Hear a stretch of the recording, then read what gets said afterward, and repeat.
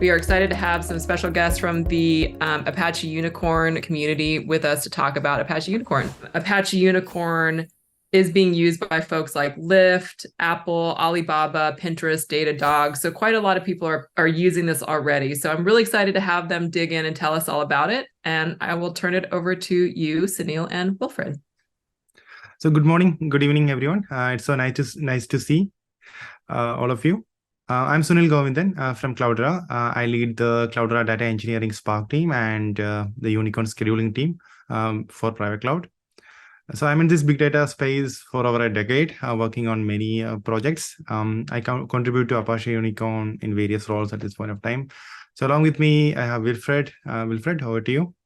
Good morning. I'm Wilfred Spiegelberg. I'm based in Melbourne, Australia, working on Apache YuniKorn, and before that, I worked on Yarn and Spark in the Apache Hadoop environments. Thank you, Wilfred. So in today's session, we'll be covering the various aspects of data scheduling and how that ecosystem is ready to run various big data workloads in a multi-tenant fashion, and how YuniKorn is actually helping that aspect. So let's start the session. So I'll start with the data and its relevance first. The data explosion, it's basically one of the fundamental pieces, and around 75% of the data are not quite structured. And Cloudera is managing around 25 exabits of data in old HDFS form factor, and and around 200 plus trillion objects are in S3 as well.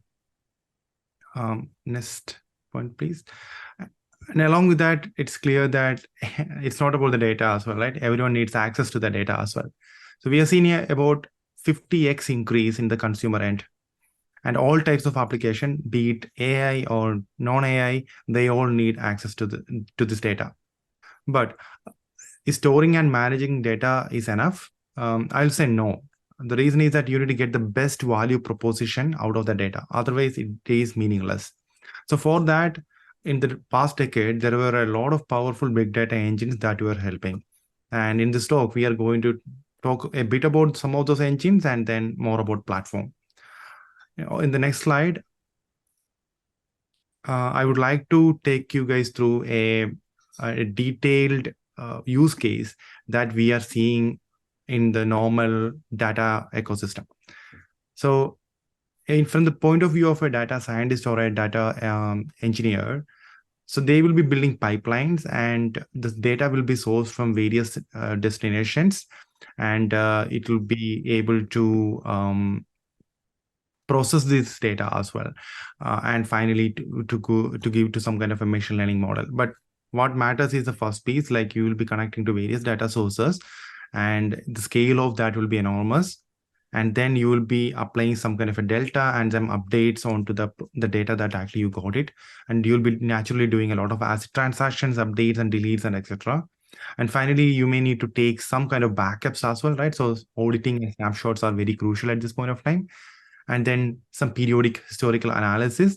To do that, you will need some like kind of a time travel kind of feature sets.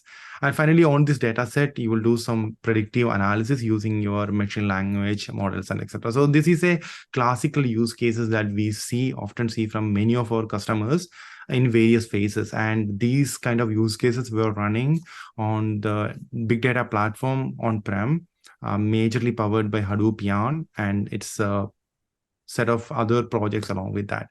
So if you go to the next slide, we will be able to see to use these for this kind of use cases.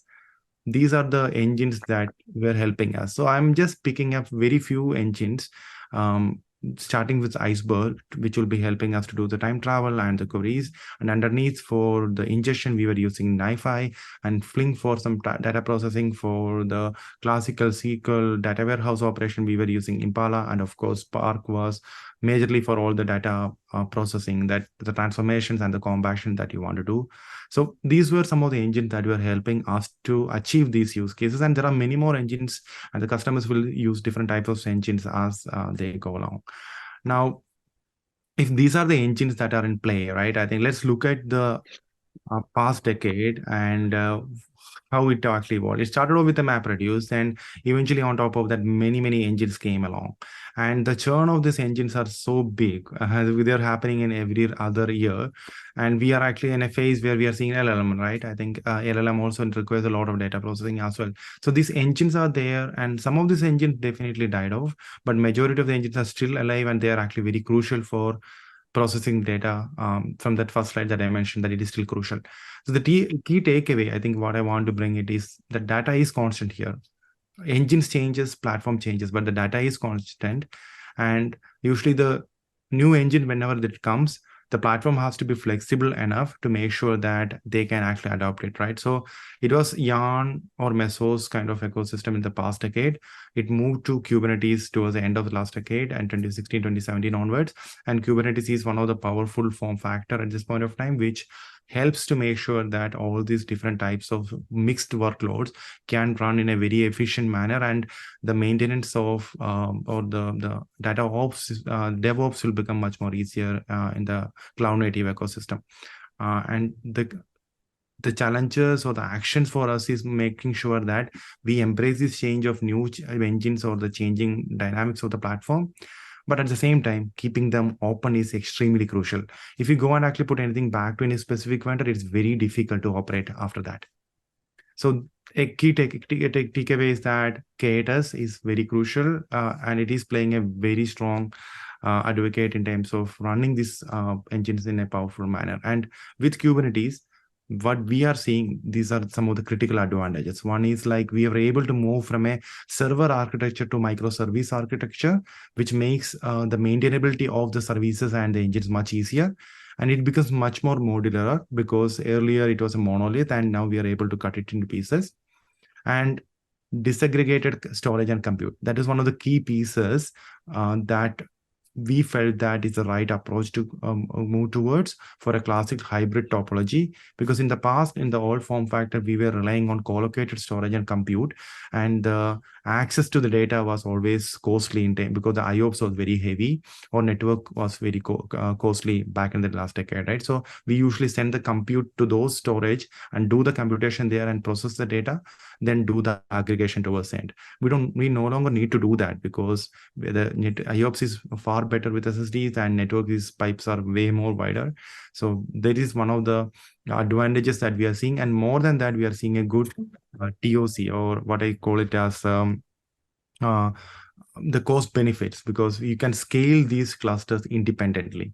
Both compute cluster and storage cluster, based on the exact demand, you can do it. So we are seeing a lot of benefits with that. And Kubernetes ecosystem is extremely good in actually onboarding new applications. The cost of bringing a new application was very big in the past. Now it's very seamless. And towards the end, I think it's all about upgrades. Upgrade of an application, that's what I mean. It's very easy to do in Kubernetes. High availability and zero downtime, those kind of aspects are seamless. So with that, I want to ask that one fundamental question here.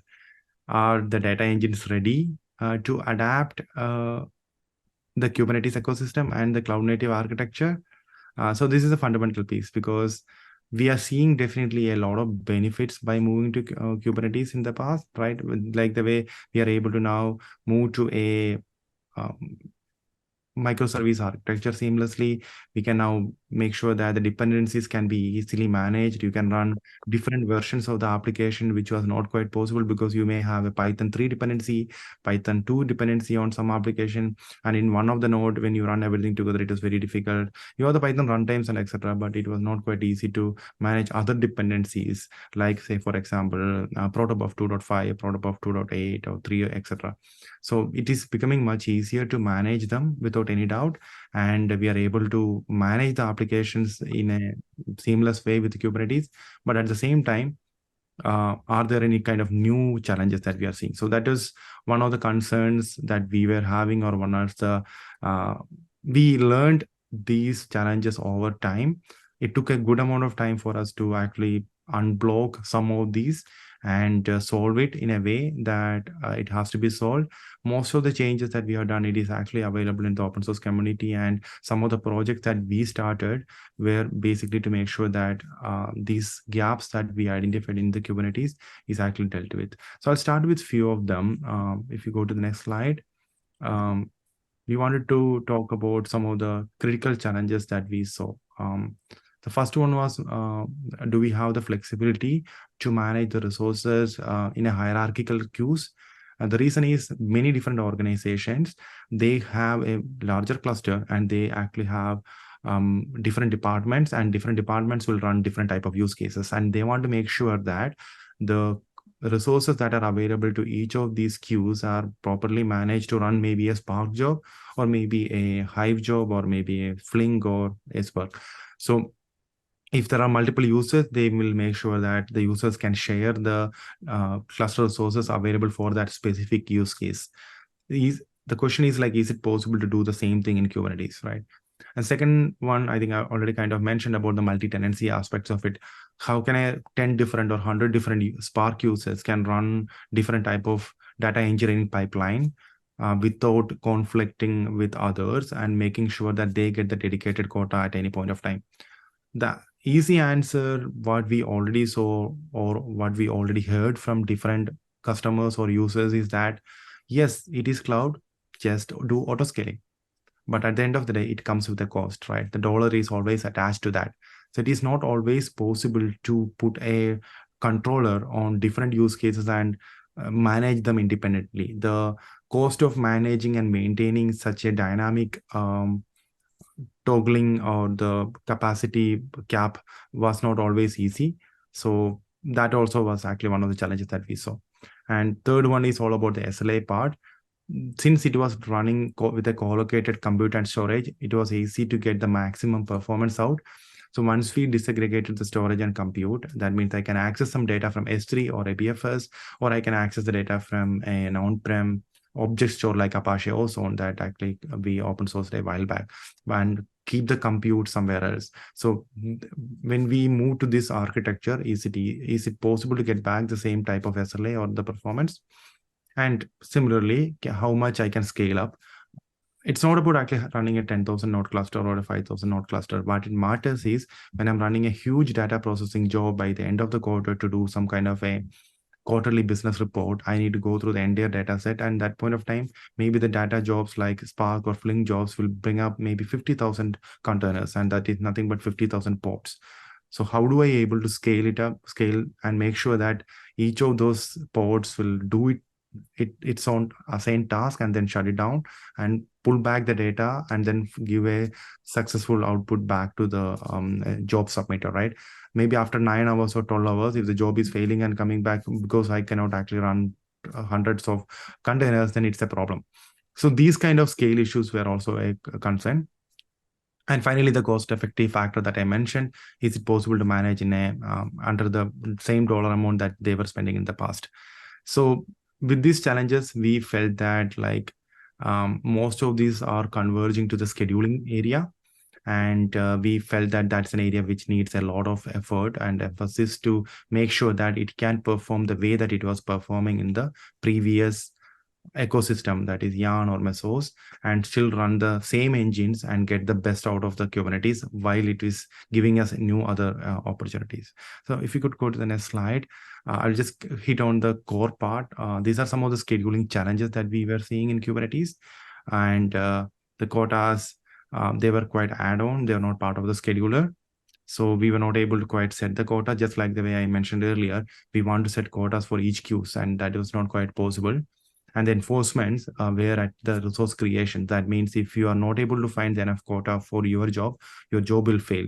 But we want them to be queued. In the big data ecosystem, job queuing is extremely essential, because many of the pipelines will be queued up, and then you need to run them. And the quotas and limits are at the namespace level. That is not enough for us, because we are looking for a hierarchical queuing system. And in the scheduling side, Wilfred will give a detailed outlook in the upcoming slides, but I will give a very higher level overview. And usually in the default scheduler, they see the cluster as one large queue. They take all the ports comes in, they do one type of sorting, and then they started scheduling it. But when you're running a multi-tenant big data type of a workload on a Kubernetes ecosystem and to control queues and quotas and different scheduling policies, we never had the flexibility of getting those kind of options from Kubernetes. And we are seeing that as one of the largest gap today. And so with that, I would like to hand it over to Wilfred, who will take us through the YuniKorn scheduler and how it is solving majority of these use cases that I mentioned. Over to you, Wilfred. Okay, thank you, Sunil, for that one. So based on all the remarks that were given by Sunil, we started working on a YuniKorn scheduler to do what we thought we needed to get into Kubernetes to move data workflows and data processing seamlessly onto Kubernetes. So the basis that we started off with was saying, okay, what we want to do is we want to make sure that if we run data workloads and batch workloads, that it works seamlessly with Apache YuniKorn, even if you run other things on your Kubernetes cluster. So it doesn't matter if you're running Apache Spark, Hive, TensorFlow, Ray jobs on your cluster. If you also want to do some web servicing or running other things on that same Kubernetes cluster, you don't want to split the things up and make a break between scheduling data services or data processing and services. The other basic point that we said, we want a really simple integration part. We don't want to go and talk to all these different engines and say, can you make some changes in the engine so that you can work with Apache YuniKorn and can get scheduled through us? So we want to say, just pick your job up, put it in there, put a couple of extra annotations or labels on whatever you put into Kubernetes, and it can be scheduled by YuniKorn, and we will get all the advantages of YuniKorn. Since we came from the Yarn side of things, we all said, look, we've seen a lot of advantages of what we are doing on the Yarn. There's a lot of people that want to say, I've got all these groups, everybody needs their own quotas, everybody wants to get their own bits of guaranteed resources on a cluster so that it can always get some stuff. But combine that with, some people say, first in, first out. Whatever I submit first needs to finish first. Other people say, no, everything needs to start, and if it's busy on the cluster, it needs to be shared fairly between the different things that we're running. So we want these different scheduling policies to pop up, and that again into the hierarchy that we set. So big thing, workload queuing, data processing is bursty. Sometimes you process petabytes of data in a day, and if it's a Saturday, you might not process that much data that same day. So you want to have a workload queuing instead of denying access to the cluster if the cluster is full. The other thing is a request that we've seen often, and we're using here Spark application as an example only, because that could be anything, is a gang scheduling. Whatever you run, you know what you want, and it can only run if you get a certain amount of resources to start with. So for the Spark application, for instance, to run, you must have a driver and a certain amount of executors to run. The same with a TensorFlow job, or if you do a Ray cluster on Kubernetes, you need a service, the array service, and you need the worker nodes for the array to be up. So all of these things are again scheduling. So you want to ask for these resources upfront and be scheduled as give me all or nothing, and go on that. Hooking back to that first in, first out, fair sharing of the clusters, we want to be able to sort all these different applications in different ways based on the location of where they're running. And that needs to be flexible, not one option for the whole cluster. So taking all these things into account, we looked at YuniKorn, and we've integrated this into a hierarchical model around quotas and queuing. For people that are aware of Mesos and Yarn and things like that, there's similar concepts in all those resource managers, and we've taken those same things and put them into Kubernetes using YuniKorn. So resources are managed via queues, and what we can do is we can create those queues automatically for you if you don't want to configure everything for from start, or you can say, no, I want to set up predefined static queues that work and are available all the time. Then looking at how we process the data and where the workloads are, the resources are always located in that leaf, and the hierarchy that sits on top of all those leaves is used to aggregate all the resource usage towards the root of the queue. So pods and other things run in the leaf. The usage of that leaf gets aggregated into the parent, into the root, and if you've got a deeper hierarchy, you can make it as deep as you want.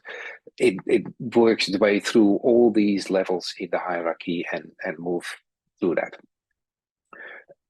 There's two kinds of things, because we already said we've got workload queuing.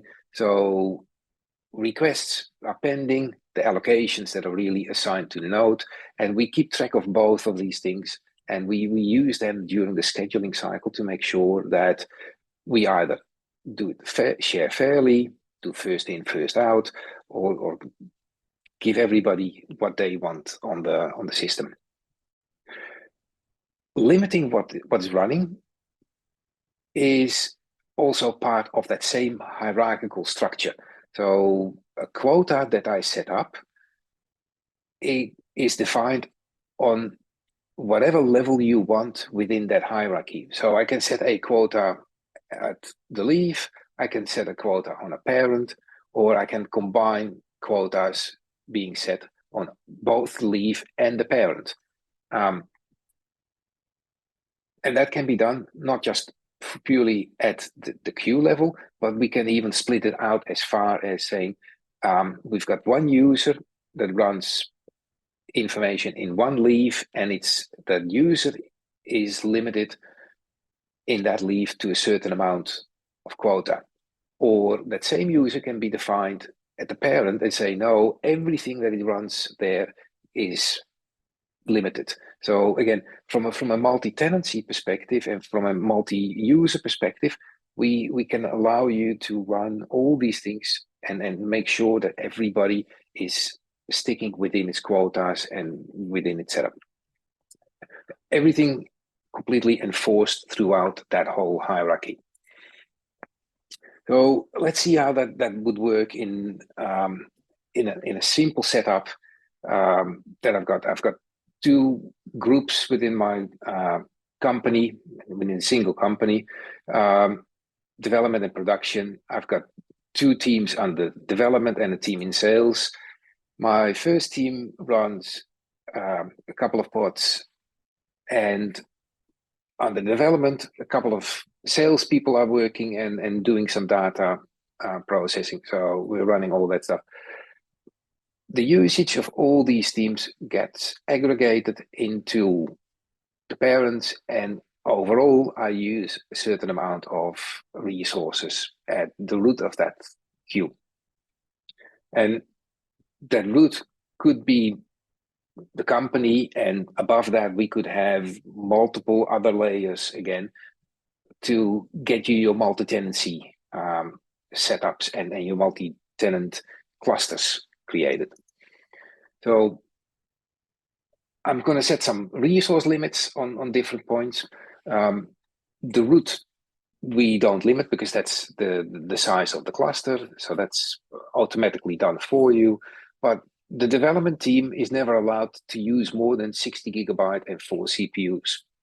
So they're already using 20, and now the second team comes up and they want to start up a huge pod that is going to use more than the quota that is available, because the usage is already accounted for. We've got a resource limit, and since the pod is larger than the quota that is available to the team, it just sits there and waits up until the quota is coming available. So it doesn't get denied, the job gets accepted, it just gets queued up until the point that we need to go and really schedule it.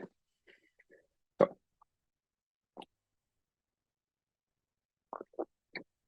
that all works nicely, but there's still a number of other things that we need to get to make this workable in a multi-user, multi-tenant kind of setup.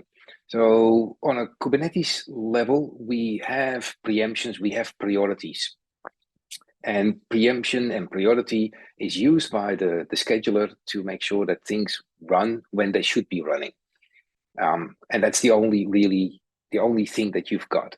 Priority defines the scheduling cycle. You set a priority on a pod, and whatever has the highest priority gets scheduled first. But there's already a remark within the Kubernetes community even itself that says, if you've got a rogue user, it could create a pod with the highest priority, and it would get scheduled before anything else. There's nothing you can do about that unless you start doing really deep inside of the Kubernetes things and start working your way through all kinds of special settings to even get a little hold of that. Preemption is the other part of that same coin.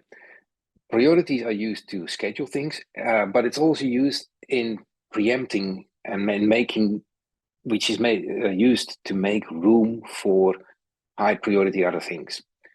Scheduling is an opt-in during the scheduling cycle, and you say, is this pod allowed to preempt some other things that are running in the cluster to make room? It doesn't look at what does it cost if I kill that other thing in the cluster. And if you're, for instance, looking at Spark jobs or other jobs that have got a manager kind of a setup, if you kill the manager of the job, killing one pod has got a real big flow-on effect that is far larger than whatever killing that one pod costs you. So that impact, that knowledge is not there. The scheduler just says priority ranking, high priority, and you can't make sure that a pod is not preempted if it's already running. It's just not possible. So why is preemption mission critical in batch workloads? And why does that little bit in Kubernetes not work for batch processing or data load processing? So there's multiple things there. What we've done is we've said, okay, we're looking at when are we want to use preemption and how is that going to affect our data processing workloads. So we want to use preemption to make room for things when we've got elastic queues, because we've borrowed something, because somebody has started up a huge data processing workload and nobody else was using the cluster. So it's taken way more than it should have been. It's still on its max, but it's taken way more than what it should have been using under normal workloads. So in that case, you want to preempt to get it back. If other people want to use the cluster, get it back to whatever is normal for that workload to run. So in the case of oversubscription, we want to be able to burst out, but go back into that guaranteed amount of resources that we've got. So with static queues, we can't do that. Kubernetes thinks of a cluster as being one big static queue. So it's always having a problem with underutilization. And if you have got your quotas and everything set up on a Kubernetes level to not have underutilization, your cluster will be far larger than what you need, or your cost could spiral over time. So elastic queues give you the best of both things, keeping your cost within checks and balances, but still being able to burst out. But we need preemption for that. And when you look at batch workloads, if you look at something that doesn't use preemption, and I start up an application 1, it uses everything in the cluster that is there, and the next data processing job comes up, application 2, it has to wait up until the first application releases the resources, and then it can run up until the end. If you do use preemption, then you can say, oh, that application 1 can burst out of and use the whole cluster for as long as there's nobody else asking for anything. But then when the second application comes up, we'll start sharing fairly, and we'll take the resources down to whatever is guaranteed or what should be guaranteed to be available for that. Yeah, it might lengthen the runtime for application 1 slightly, but in the end, you'll get your processing sorted. And if you've got more complex situations that you've got multiple queues, multiple applications, you'll get a better throughput and not as blocked every single time that you're sticking with one application done, second application. So it's not going to be a single flow through, but you'll have multiple things going through the same time. So from a preemption side on the YuniKorn, we looked at what does data processing need. So we want to be able to say, we limit you. You can never go above a certain limit, but we will also give you a guaranteed amount of resources, so that if you run your normal processing, which should fit within your guarantee, then you will always have that available, and everything else will be shifted aside for you to make sure that you can stick to your SLAs. So my guarantee on my queues help me to stick to my SLAs in the long run. Preemption helps us to make sure that if something has burst over its guaranteed, that it will be brought back towards its guaranteed resources. On the other hand, if something pops up that didn't get its guaranteed, it will help that workload get towards its guaranteed. So we'll do that within the hierarchy, but as we see in the next slide, it's also important to make sure that we shield bits and pieces from this. We do that in 2 ways. We allow you to do fencing, and we do allow you to do some priority adjustments in there. The other thing that we also said with preemption is we need to make sure that we are application aware. So take the example from Spark. We've got a driver with executors, or TensorFlow, which has got a master and workers. Then we need to make sure that we do not kill that master or the driver kind of setup. So now let's see how that would look like in a slightly larger setup with a bit more of an hierarchical organization. So what we've said is, if we've got workloads running within a certain part of that structure, we want to be able to fence that off from the rest. So that means that whatever happens within sales, it isn't allowed to go outside of that fence and pick resources from marketing or from the system. And what we say the same thing, but we don't want the developers to take resources from the production kind of setup. So preemption can't go outside of these fences. Similar setup we do for the marketing side of things. So we don't want marketing to pick resources from sales, and again, dev not from product. But on the other end, if we've got things that are running and that are system critical, which might need to be used for finance or something else, we want to be able to have those workloads pick up anything from other places. So preemption works on the guaranteed resources. So I've got simple setup, over guaranteed, below guaranteed, and let's see what happens if I now submit a high priority workload that needs to do some sales figures analysis in production, and I put it into the production work queue.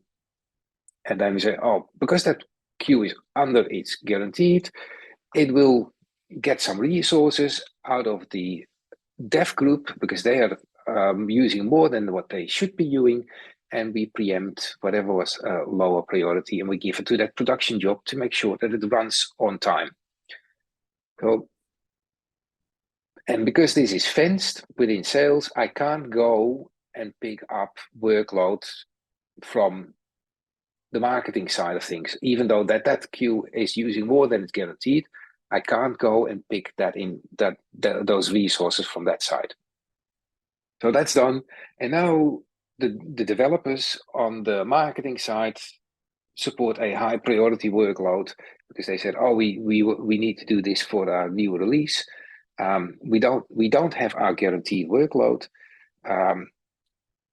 So let's see what we can get. And because the development group is fenced and it can't take resources from the production team, it says, no, sorry, I can't preempt anything for you. It means that you just have to wait up until resources become available in the long run. And now, last option, we submit something, a high priority workload on the system side of things, and because it's under guaranteed, it will go and find something somewhere that it's over its guaranteed. We've already done some preempting here, so that's all done. But now it says, okay, give me some of the data or the resources that are there on the marketing side. So the redistribution without problem, and this can be extended again and not just being sales and marketing, but it could be company 1 or company 2 within the same cluster. So your multi-tenancy will be covered by this use case. Okay.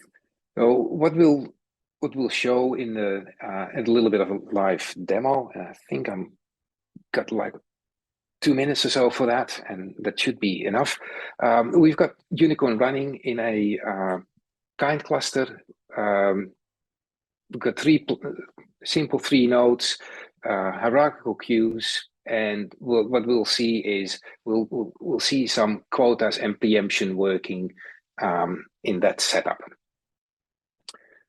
So in the background, I've already started my YuniKorn cluster, and this is the YuniKorn UI. I've created 2 queues, root high and root low.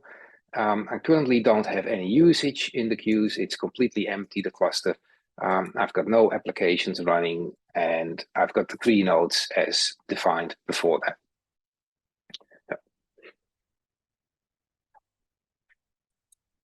Okay, let's start the setup. So this is what a configuration looks like. It's all YAML, it's config maps, it's what we've said before, light touch.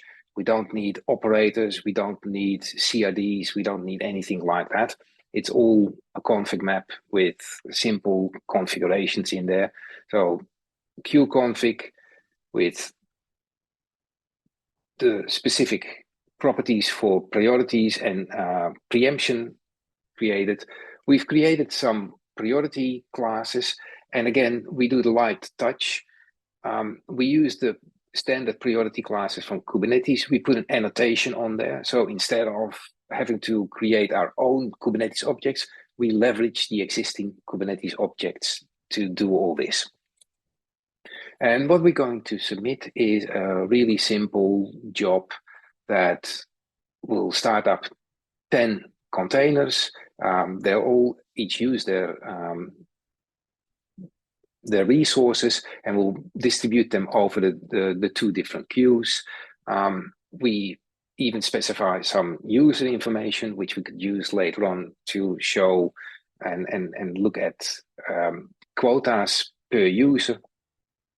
And so let's make the first application. So this is just running a kube control with a standard pod creation in the background.